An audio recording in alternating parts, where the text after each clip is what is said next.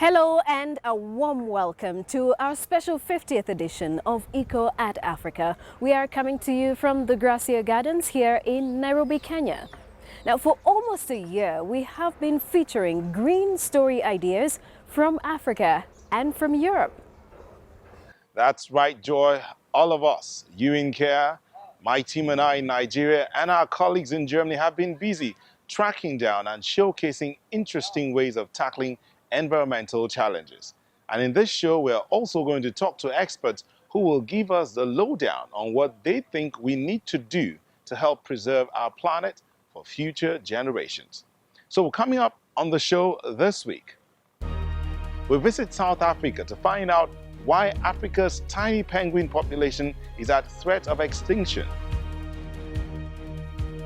In Germany, we check out the novel idea of hydropower in a bag, which could bring electricity to remote areas. And then we talk green challenges with the new UN Deputy Secretary General and former Nigerian Environment Minister Amina Mohammed. The African penguin population has shrunk dramatically over the last decade. Climate change and overfishing have made it hard for the birds to find food in their traditional feeding grounds in Namibia and South Africa. Anchovies and sardines are in short supply. As a result, the number of breeding pairs has dropped 90% in the last 10 years, according to researchers. Now, our reporter paid a visit to a small colony on the Cape of South Africa, where conservationists are doing all they can to save the birds there.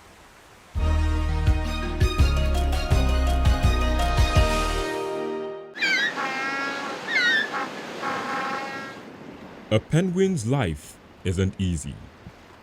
Out on the sea, there are many challenges awaiting the small birds, including avoiding the jaws of sharks and sea lions. And on land, they are preyed upon by other predators, such as feral dogs and leopards. Kewan McGeorge from the conservation organization Cape Nature looks after the penguins at the Stony Point Nature Reserve in South Africa. Once a week, he counts the penguins, much to their displeasure. The penguin colony lies on the edge of the town of Betty's Bay on the country's east coast. The birds nest right outside the residents' homes. It's the only colony in southern Africa that is still growing.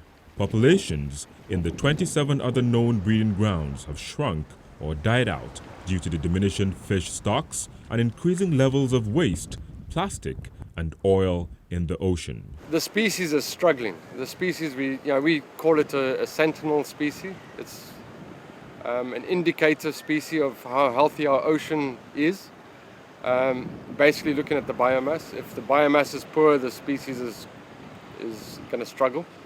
Currently, we're looking at about 2%, 2.5% of the original stock of African penguin.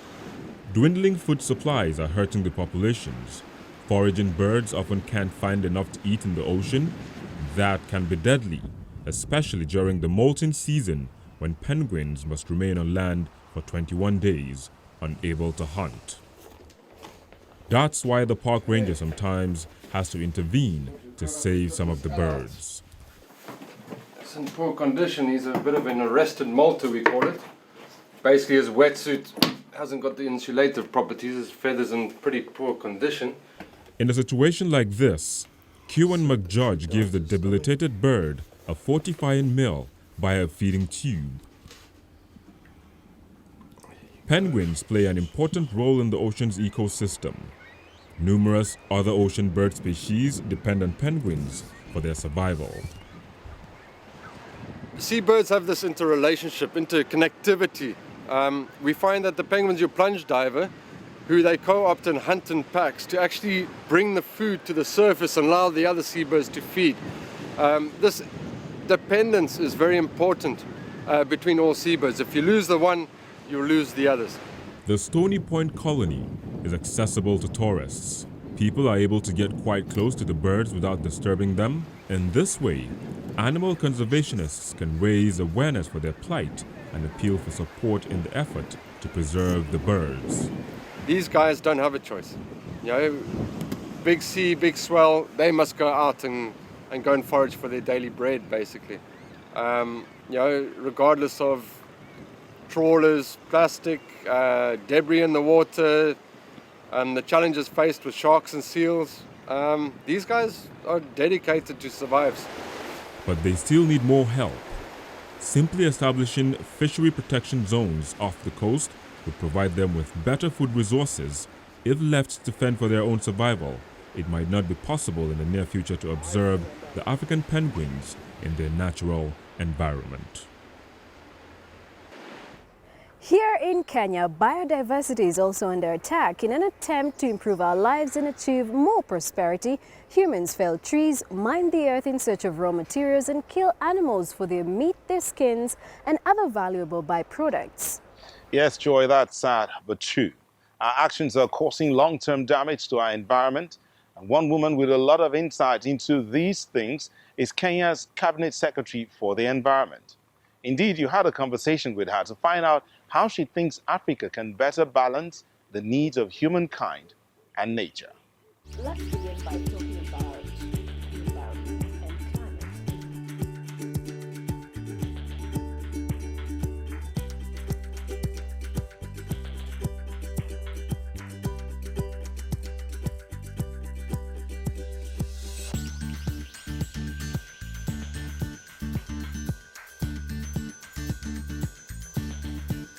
We are very well endowed environmentally as a country.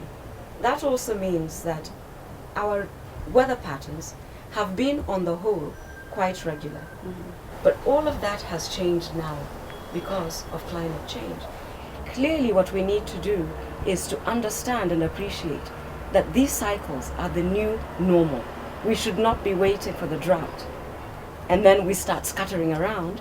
Meanwhile, people are already facing the food insecurity and so on. That is why we must store water. That is why we must increase the amount of irrigated agriculture. That is why we're encouraging farmers, those that can, to use greenhouses as much as possible to combat the negative consequences of climate change. But the easiest way of controlling that is by rehabilitating our landscapes, to stop cutting down trees, to maintain our water towers. That is really the easiest way. In order to combat climate change, we have to provide early warning systems.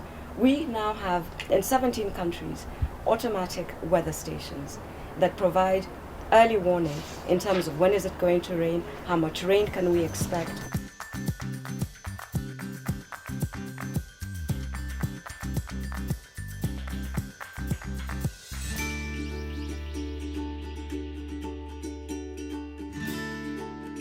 Protecting our biodiversity is very, very difficult. Why? Because the space of Kenya is not growing, but the population is growing. Demand for development and infrastructure is growing. We are also trying to promote sustainable development, maintain our biodiversity, but at the same time grow our infrastructure. But we also see that what a country that is as well endowed as ours can also use this to generate revenues for the economy. Tourism being a very important sector in the country, and our tourism is largely based on wildlife. In other words, it's largely based on our biodiversity. Once we can encourage our communities to understand and appreciate that conserving their biodiversity generates revenues to improve their livelihoods, they are the frontline protection.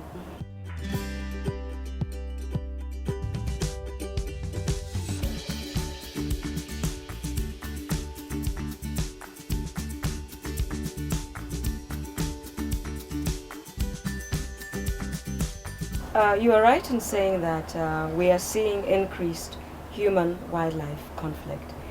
So it is not unusual to go to a park, for example, and to go to a waterhole, and at the waterhole you will find wildlife, you'll find livestock, and you'll find human beings competing for the same resource. We have put fences in those particular areas to separate the wildlife from the humans, and therefore reducing the conflict. We don't always win. We do have, the government has compensation in cases where people lose their lives when they encounter the wildlife. We also have compensation schemes for loss of crops or for injuries. It's not working very well, but at least we have that in place. Well, thank you so much, Professor, for speaking to us and enlightening us about the environment.